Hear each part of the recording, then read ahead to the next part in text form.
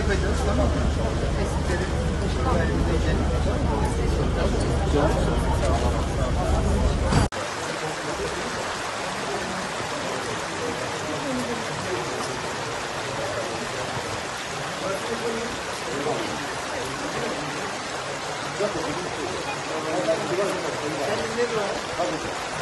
Sana şey göndereceğim, burada diye tespitlerini yapacağız, tamam mı? Yani zarar ne varsa şey yaparız, ama bu ayrı yani, bunu da alırız.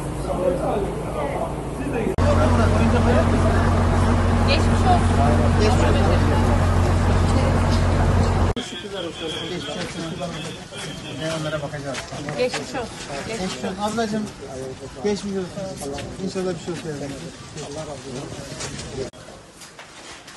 Yapamaz. Yerle beraber gösterelim. Hiç problem yok. Bunlar çözülür, tamam mı? Çözeriz. Tamam. Allah razı olsun. Ben destek olayım, tamam mı? Allah razı olsun. Tamam, destek Sen olayım. öyle içeriği bir görmek Bir bakayım, bakalım. Allah razı olsun. Hoş geldiniz.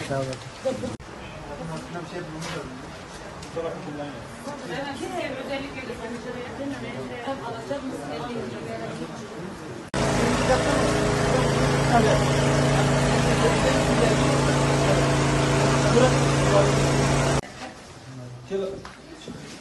Zaten mevcut sorunun temeli var.